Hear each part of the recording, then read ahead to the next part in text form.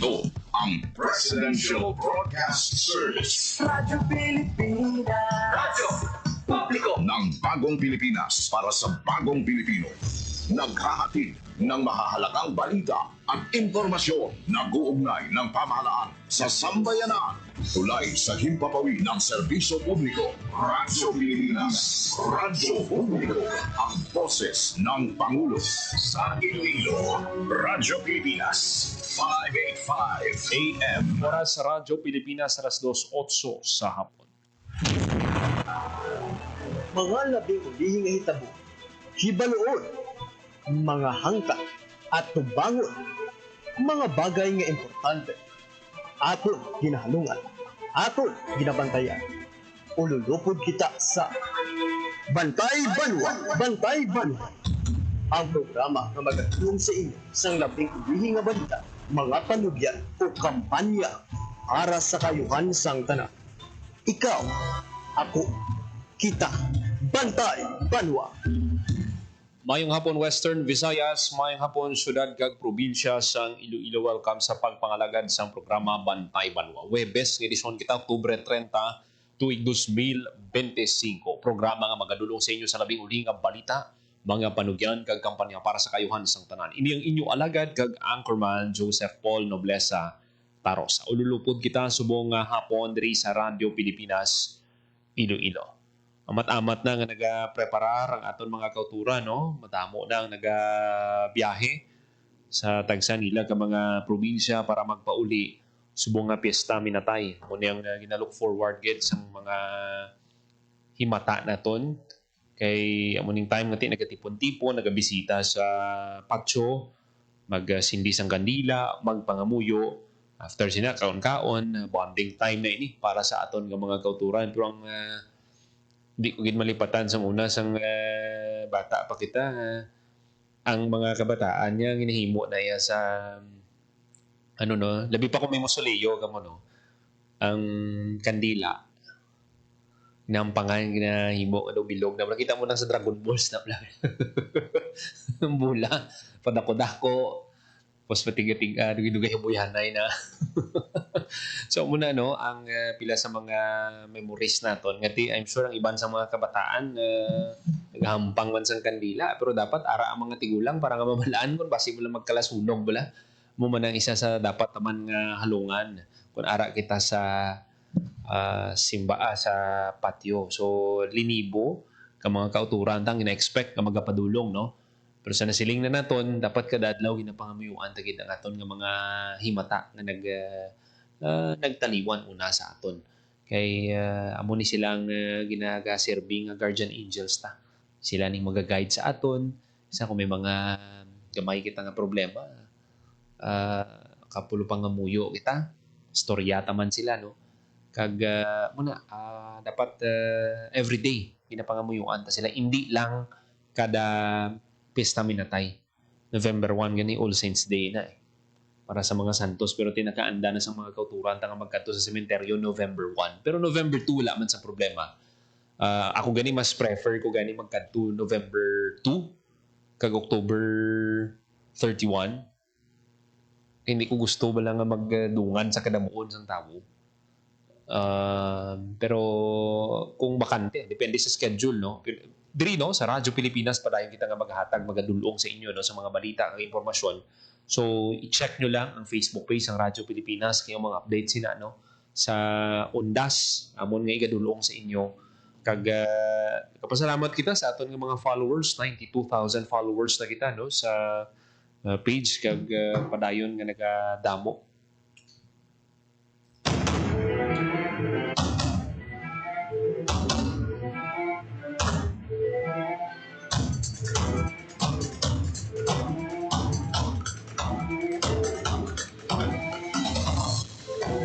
Sa aton nga mga balita nga patpaton subong hapon, ang PDEA kag LTO kaya hapon nagpadulong sa Iloilo, Aklan, Antique. Subong naman nga adlaw nagpatigayon sila sang Oplan Harabas o surprise drug test sa probinsya sang Guimaras. So may pila ka mga drivers dito nung impay dalon sa surprise drug test. Baluon ta ang latest sinakaron Samtang sa balita sa syudad sa Iloilo, subong nga hapon opening, soft opening sang Iloilo Terminal Market kag Iloilo Central Market. Amo ni ang super kag ang Iloilo Central Public Market naging pangunahan ni Mayor Raisa Shenyas. Kag kaina no sa City Hall may treat ang city government no para sa mga kabataan, pero sa nakita naton nga mga postings do mas nag-enjoy ang mga katigulangan. Aton niya sang una gani bihira lang ganing mga amo sila no, pero subong nung nagdamo na gid ang mga trick or treat sa tagsa ka lugar. Ngati dapat ang adlaw sang tingkalalang o undas kay doon nabutang siya bala sa pinsan naton nga patay, kululbaan, pero ti may ara man other side nga ti pwede kita mag-enjoy mga kabataan gid mag-enjoy sa trick or treat.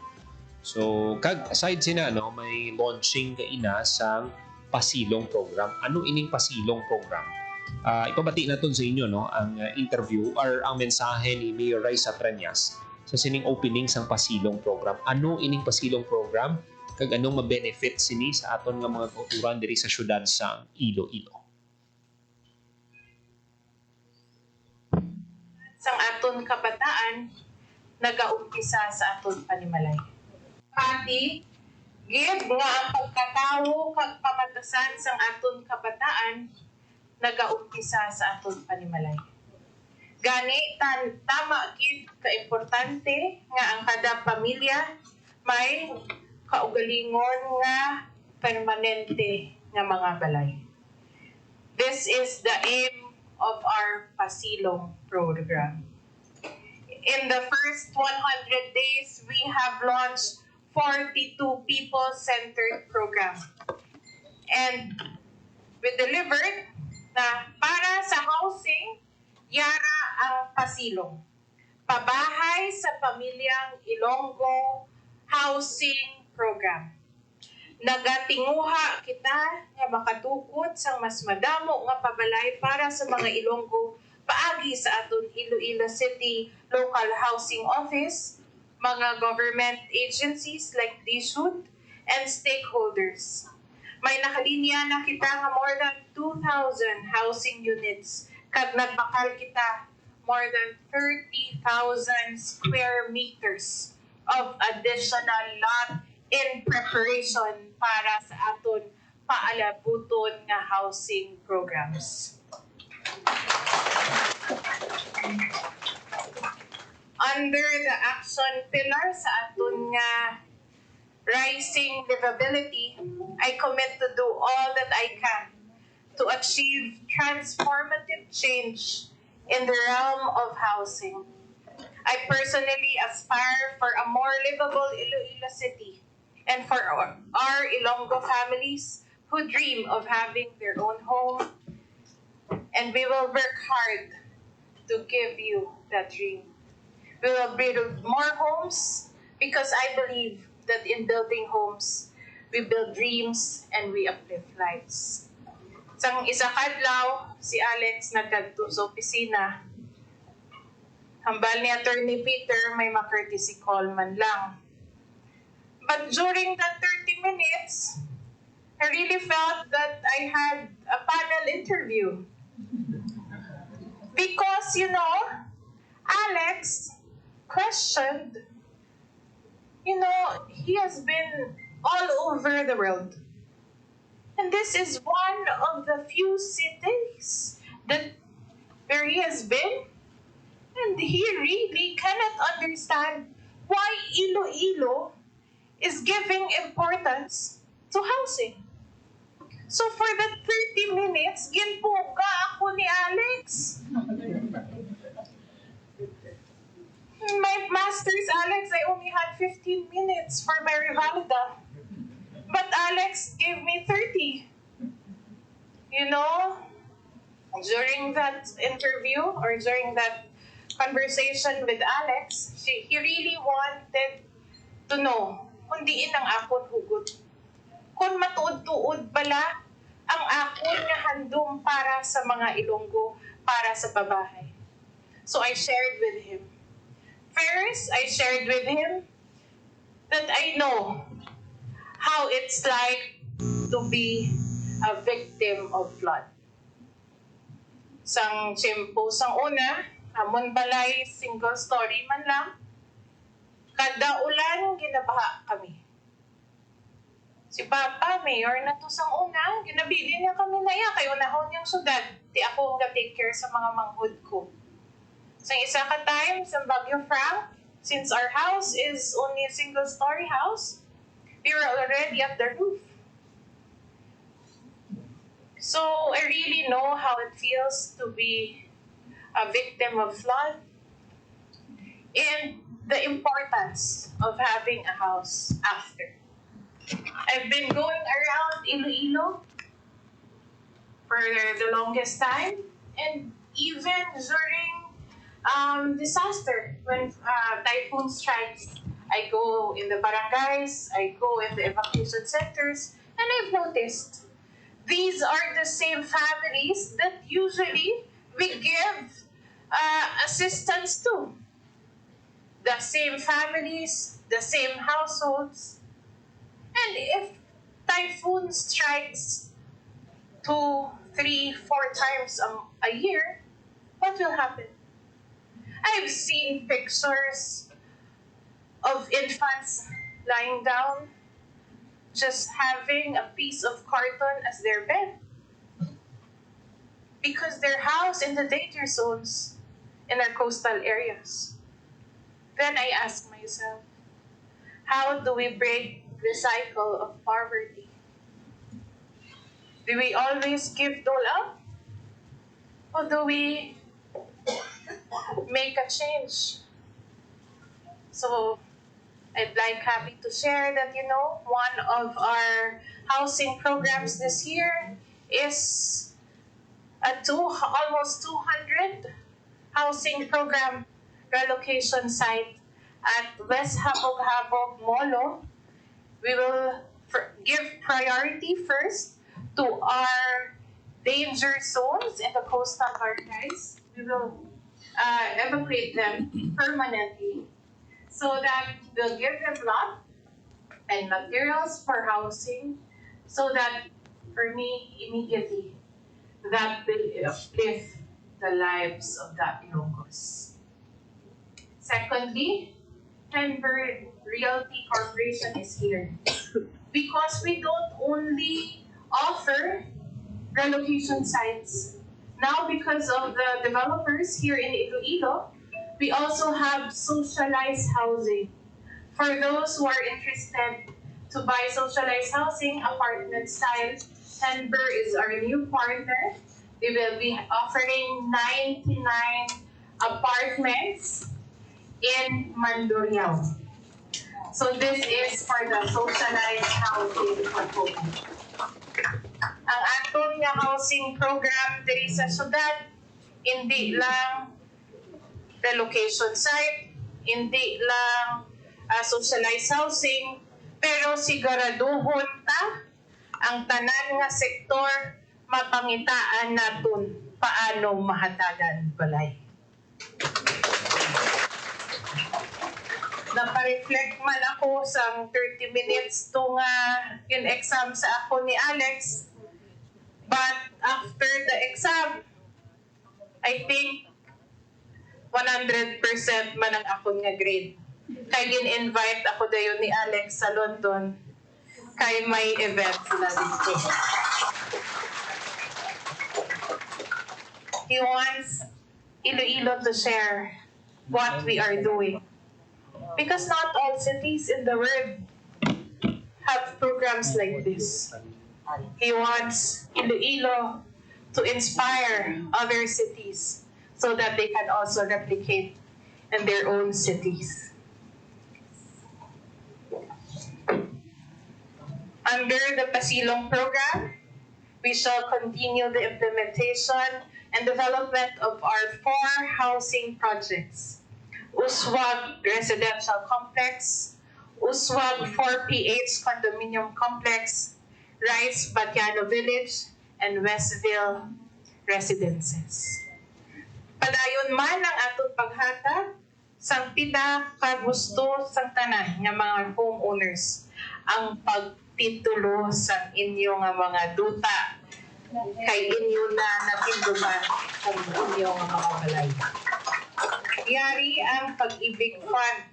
Kaupod sila, ipagtituluhan na naton ang Iloilo River Plain Subdivision sa Barangay Langit para sa masobra ka 1,000 ka mga pamilya nga nag-a-star dito.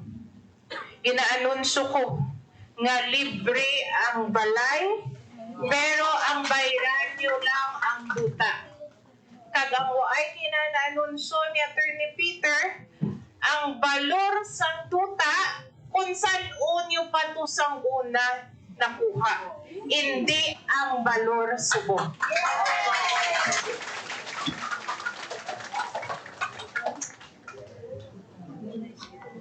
Sa aton 7 ka Iloilo River Plain Subdivision Homeowners Association, hindi ini promisa lang. Tuod-tuod gid ini nga gusto ko nga bilang inyo mayor may peace of mind kamo. Nga inyo naging balay kag hindi na kamo mapahalin.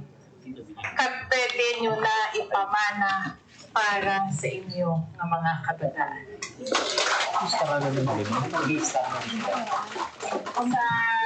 Iloilo River Plains, maubra kita to talipata. Na ang design, no? Tapos na. Tapos na. Hindi ano na lang yung term. Di, bala nyo, pag-presenta na sa akong sa design, samba ko, ay kulang. Ako dapat may isang manukan, may isa papugan, may isa isdaan, dry goods, vegetables, bukasan. Nagpaduga kung parang kompleto ang inyong panindahan dito. Kag, nagtaon naton, kung maka-award kita, isa ka stall sa kada homeowners association para may negosyohan ka.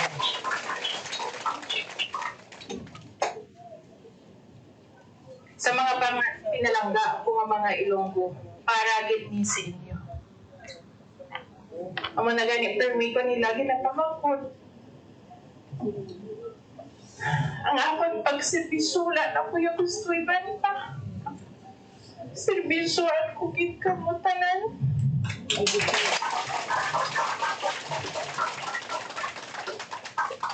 Una, permi Miss Candobiga, text ko kay Attorney Peter. Ano pa ang maubra? Aga, gabi, paano ko pa maservisyohan ang akong pinalangga? Kaya man ko yung ibang agenda. Ay ako nagpadalagan para sa ibang pa na rason. Ang rason ko lang, servisyohan ko ang mga pinalangga ko nga Ilonggo diri sa syudad sa Iloilo. Wala naman ko sila sa ako, naway ka na kapoy. Naway ka na kapoy. Naway ka na. Aga ka ba? Gabi ka na. Ikamutan na ng inspirasyon ko. Si Kapche, si Kaprubing, pangkunta lang pala.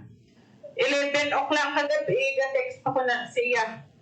Kayang iya concern sa livelihood program sang iya to nga barangay, waay pa ko nung ubo.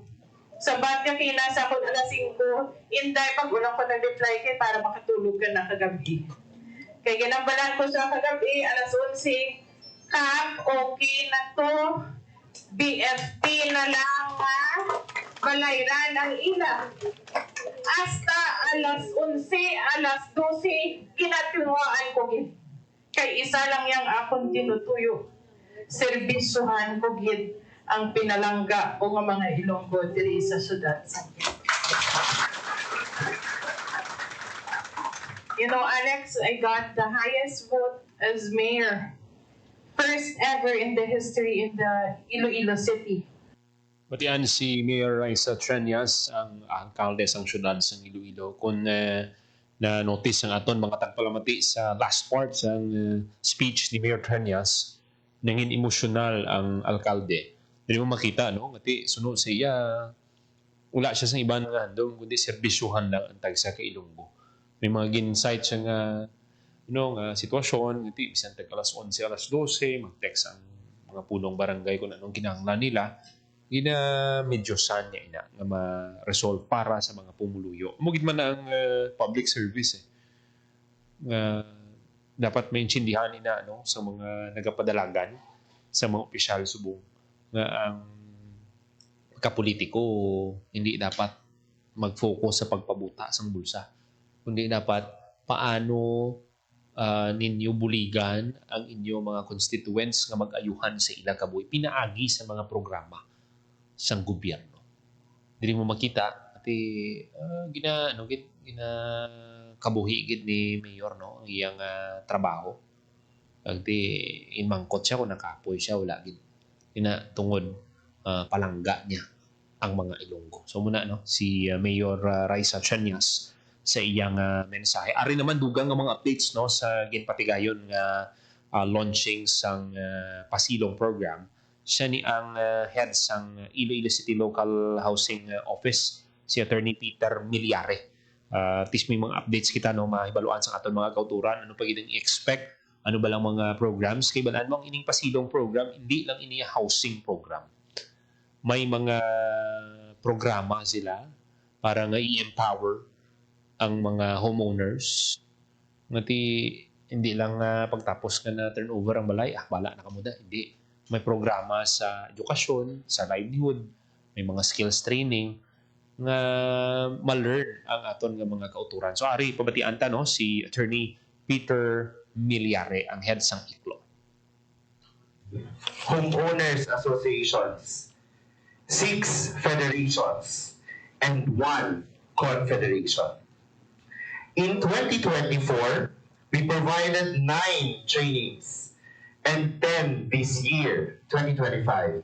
Financial record keeping, parliamentary procedure, mediation, meat processing, sewing and weaving with UNDP, candle making for BWD, fire safety, community development, and cooperative development. Through and under the leadership of Mayor Raisa Estranias, focusing on 3 pillars, action pillars: rising economy, rising health and social services, and rising livability. ICLO shall step up and translate the pillar, rising livability, into reality. This is how the Pasilong program was born. Pasilong, which means a place where one can find shelter or rest, is a game changer, not just for branding purposes, but also for genuine public service.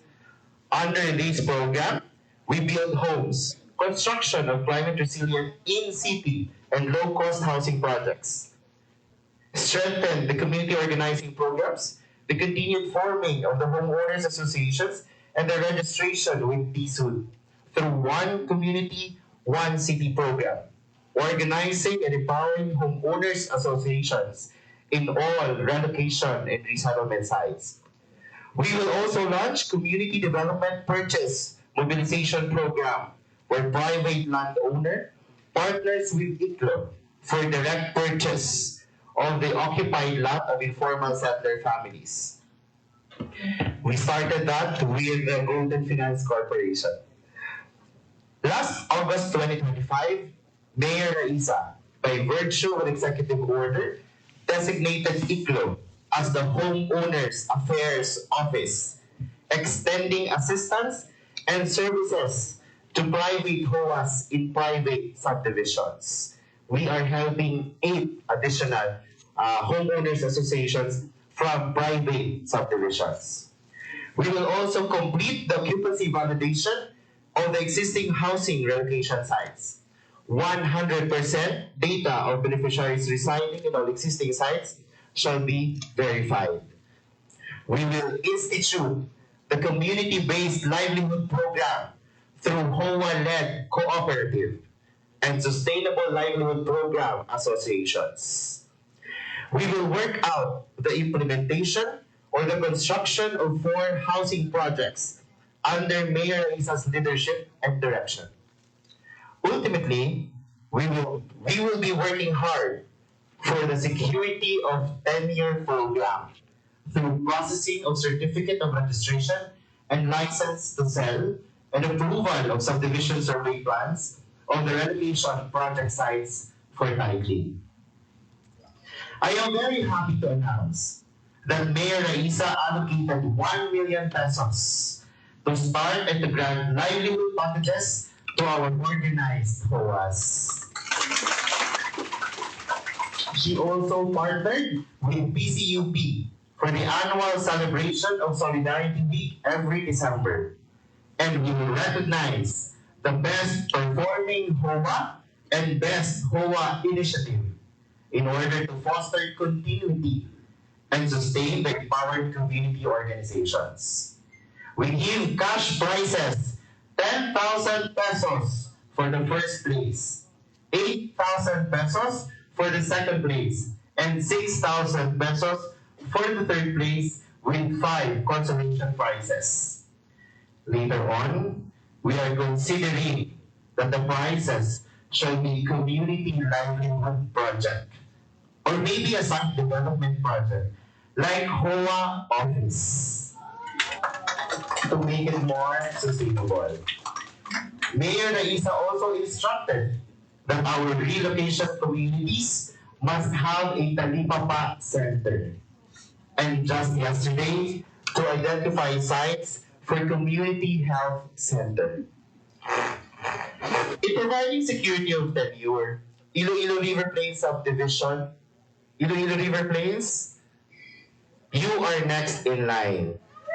Together with Pag-ibig Fund to finance your repayment, we will also be launching today your takeout under Countryside Housing Initiative. As discussed and approved by Mayor Raisa, your house in Iloilo River Plains is free. Mayor Raisa decided to give your houses for free and shall recover only the land and the land development in order to facilitate the titling for the individual lots. We are just waiting for the approved subdivision survey to begin this process. To end, it truly warms my heart that our efforts in going to the ground, conducting general assemblies, even during Sundays and Saturdays, and resolving problems of the HOAs are gaining traction. Now, programs and services of the city government are being implemented in relocation sites. Our almost 9,000 beneficiaries are now seen, heard, and will never be left out. You are loved. Patian si Attorney Peter Villare, ang handsome ICLO, no? Iloilo City Local Housing Office ng City Government. So, wala sa ma-left out. Muni ka namin kay may mga programs nga ginahimo ang ICLO kag damo gid nga mga homeowners ang maka-learn sa mga bagong nga skills. Iting maayo man nga maka-establish mga mo dira sa maayo nga relasyon sa inyo dira nga mga upod man. Balaan mo importante man nga ang imo mga tupad balay dira ayuhay ka mo. May isang gamo kay balaan mo toxic man kun ang imo dira nga tupad balay kun tubang balay kun tramo. Ano klase pa nga buhi magamo na dapat gid maayo gid ang inyo dira nga friendship man isa man nina sa dapat nga ma-learn no sa mga homeowners. Kag di sunog ani kay Cap Bidia international ang tao. Mudamo daylaing yung mga barangay dira ang relocation site. Pero ti pinsaron nyo lang ati may importante man lang ako na relocate ka mo. Panibag-oy na opportunity sa inyo.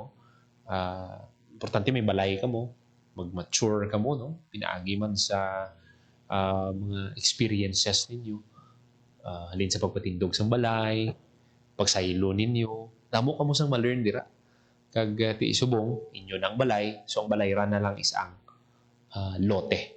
Muna ang gin-announce kay ina no, ni Mayor Raisa Trillanes. 38 minutos, makaligid sa takna alas 2 hapon, dugang ang mga balita sa pagbalik sa programa Bantay Banwa. itinuloy na po natin ang zero balance billing. Libre po. Ibig sabihin, ang serbisyo sa basic accommodation sa ating mga DOH na ospital, wala nang babayaran ang pasyente. Po, ang dami pong challenge, hindi po namin alam kung saan namin kukunin, ganon, nag-iisip kung paano namin mababayaran. Siyempre po, masayang-masaya, super saya po dahil na zero billing po kami. Po, malaking, ano po talaga, malaking tulong po. Mabilis lang din po. Bayad na ang bill ninyo. Uulitin ko, wala nang kailangan bayaran ng pasyente basta sa DOH Hospital dahil bayad na po ang bill ninyo. Naiyak ako kasi sobrang saya. Maraming salamat po, Mr. President Bongbong Marcos Jr. Hindi kami nagkamali ng tamang ginalal. Magandang araw, si Ding Dong po ito. At bagyo na naman, kaya tara samahan niyo akong i-remind ang mga kababayan nating magsasaka at mangingisda. Say AHA. A for ani. Hanggat maaari, anihin na natin ang mga pananim para hindi tumasayang sakaling bahain ang inyong taniman. Next, H. Hayop. Ilikas natin sa mataas na lugar ang mga alagang hayop tulad ng baboy, kambing, baka at iba pa. Huwag rin kalimutan ang pets natin, ha? At A for alon. Paalalahanan ang mga kapamilya nating mangingisda na huwag munang pumalakot. Safe with me? Aha!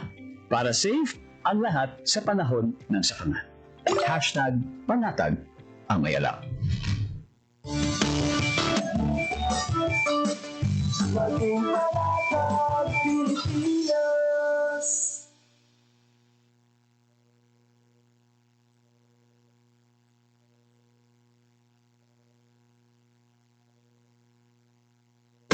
Time to celebrate kulturang Pinoy. Tradisyon, musika, sining, literatura at iba pa.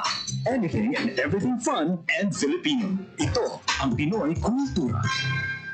If there's anything that could describe the Filipino, it's that he loves to eat, which may not be exclusive to the race, but is especially unique because of his ingenuity and creativity when it comes to making food that's not only delicious but affordable. Ika nga, swak sa bulsa at panlasa. And in the case of street food, adventurous. Street food in the Philippines has especially become a fast-growing industry. The more popular ones, ang pinakamabenta, are known to its consumers by their unusual names, tulad ng Adidas, Walkman at Betamax. Sigurado akong na-experience na ng panlasa mo ang panang manok, tayo ng baboy, and clotted pig or chicken blood na para bang maliliit na blood cakes, named after what movies used to be watched on, or ang Betamax. Mikay de Guzman in Esquire says in the 50s, livestock was plentiful. Street food sold were the more expensive cuts, chicken or pork barbecue. But when the economic crisis hit in the 70s, Pinoys looked to the parts that normally get thrown out, like intestines and innards. These suddenly became valuable and reinforced the Filipino practice, walang tapon, walang sayang. That in turn brought out the isaw, a word that came from sausawan, where you dip the isaw. But that's just three of a variety of street food. There's even a day-old chick boiled or fried, and these days, chicken skin. Found more often near bus stops, markets, or workplaces where an ordinary person can grab a quick snack for less than 10 pesos. Ano man ito, banana cue, kamote cue, turon man, quick, or pakunaning. In these times of frugality and austerity, laman siya ng Pilipino at ng kanyang kultura. Yan ang Pinoy Kultura because our culture is cool. Hatid ay balita, impormasyon at sari-saring kaalaman tungkol sa sektor ng agrikultura sa ating bayan. Usapang Agrikultura kasama ang Department of Agriculture. Alamin ang mga hakbang ng administrasyon para mas mapaunlad pa ang iba't ibang industriyang agrikultural at pakinggan ang mga proyektong handog sa mamamayan upang mapalago ang kanilang mga kabuhayan. Usapang Agrikultura, Lunes hanggang Biyernes, alas 5 ng umaga, dito lang sa Radyo Pilipinas. Time to celebrate kulturang Pinoy. Tradisyon, musika, sining, literatura at iba pa. Anything and everything fun and Filipino. Ito ang Pinoy Kultura.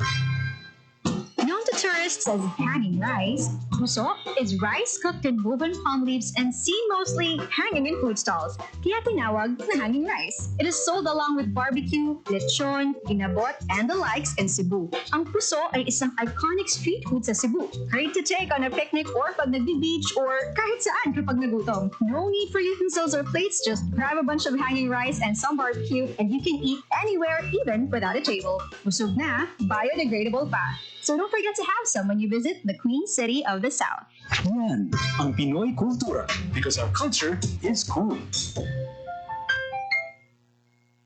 This is a public service announcement. Discipline is the key. Umiwas sa aksidente sa daan. Ang pagmamaneho ay may kaakibat na responsibilidad. Hindi basta mapaandar lang ang sasakyan. Kilatisin ang sarili. Ang kahandaan sa manibela, siguruing inyong konsentrasyon ay hindi magagambala. Importante rin na ating laging isipin. Init ng ulo ay huwag pairalin. Bagkus, kaligtasan ng lahat ang siyang dapat unahin. Isang mahalagang paalala. Mula sa Presidential Broadcast Service at Radyo Pilipinas, Radyo Publiko, 738.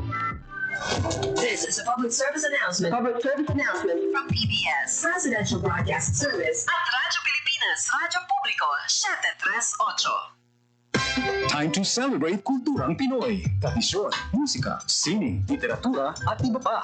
Anything and everything fun and Filipino. Ito ang Pinoy kultura. Alam mo ba kung ano ang mambabato? Think about the tap, tap, tap of the bamboo stick on a thorn to draw a symbol on someone's arm. This is the traditional Kalinga art of tattooing, performed and kept alive by traditional tattoo artist Wangod Ogay, also known as Maria Ogay from Buscalan, Tinglayan, Kalinga. Wikipedia says Wangod is the Philippines' oldest mambabato at 105 years old now. Sarah Barnes honors Wangod in My Modern Metro, telling Wangod's story as an apprentice at 15. Breaking the norm, learning the mambabatok tradition that used to be taught only to men. The art began with the indigenous Butbut warriors, headhunters, who got tattoos with special meaning, usually after a kill. But for women, the art portrayed standards of beauty. Wangod recalls her friends covering her arms and legs with tattoos she still wears proudly. She mixes her ink from pine soot and water and has hand-tapped tattoos on bodies of people from all over the world. Wangod inks a design that carries symbolic meanings specific to the mambabatok culture. Thousands come to make the long journey to get inked by Wangod. Discovery Channel featured her and her art in 2007 on Tattoo Hunter, bringing Kalinga art to a global audience. The National Commission for Culture and the Arts honored her with the prestigious Dangal ng Haray Award in 2018. She was also nominated for the National Living Treasures Award. Yan ang Pinoy kultura because our culture is cool. Sana'y tinakin ng mga magulang kung maipanganak akong malusog. Kumain si nanay na may sustansyang vitamin A panlaban sa infeksyon. Para din sa mata, balat, bumbunan at mga buto. Iron, pagpabuhay ng dugo at muscles. Iodine, pag-iwas sa komplikasyon at pagiging abnormal. Importante din ang check-up kay doktor. Kasi healthy nanay, ganda buhay.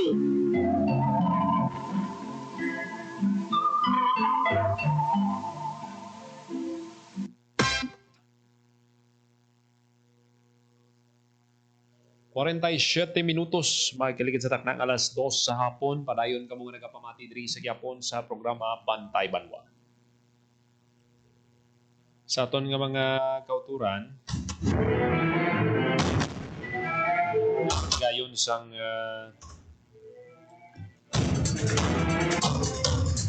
Oplan Harapas, yung surprise drug test, no? Ang Philippine Drug Enforcement Agency kag Land Transportation Office sa Hordan Wharf. 55 ka public transport drivers ang ginpaydalom sa surprise drug testing. Nabugusan sang siyam ka jeepney drivers, isa ka van driver, kag 45 tricycle drivers. Kag tanan negative for illegal drugs po. Kaka-proud ang mga taga Gimaras. Padadlaw mga daan kita dira nagabiyahe, no? So namigid nga wala sang may nag-positive sa ila, no, for drug use. Pag dapat sige-sige ini.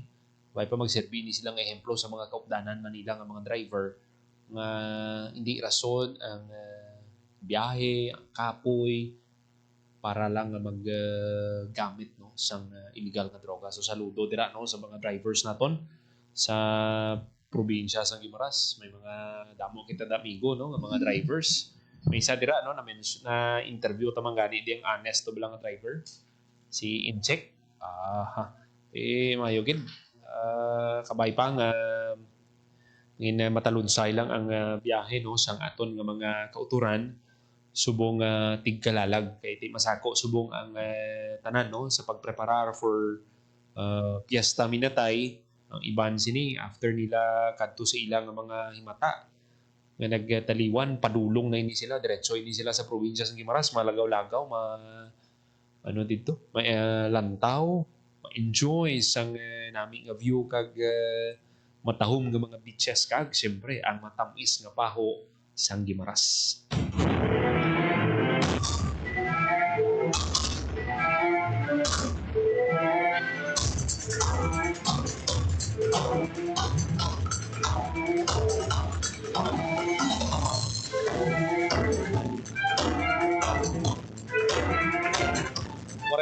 Minutos magaligid sa takna alas 2 sa hapon. Ang iban bagid ng mga balita patpaton naton sa masunod nga edisyon sang aton nga pagpangalaga. Nanti sina itamyawon ta sang mayong hapon ang aton nga mga suki nga tagpalamati. Si Migo Austin nagit nga hapon. Muning mga suki naton nga mga tagpalamati ng mga amigo ko ni sila sa elementary. Si Migo Patrick John Yerbes gina-post ko kay ina si Migo nga tamna naman doon ng ano ko itanong mo. Talam na itong dalan. Basi nga mapaspasan na. Kung hindi na mapaspasan, di basi nga matamnan na naman nila. Ano itanong mo dira? Baw plant box gali. Ano na niya? Laban-laban magamuning pastada, amigo. Ano na ni? Utangan na ni or buhusan na ni sang simento. Hindi na mabudlayan dira ang mga kauturan ta. Hindi man na yung purpose sa mga muning project para na mas magtauhay ang aton nga pagsinay. Iban pagit ng mga balita. Patunta sa iban pagit ng public affairs program sa Radyo Pilipinas. Pinasalamatan ang ating mga kaupdanan sa technical side sa studio Engineer Roy, Dewey Kaybang sa transmitter Mr. Jeffrey Betito. Para sa Bagong Pilipinas, Joseph Paul Noblesa para sa Radyo Pilipinas, Radyo Publiko. Ang inyong tulay sa himpapawid ng serbisyo publiko, ang Presidential Broadcast Service, Radyo Pilipinas, Radyo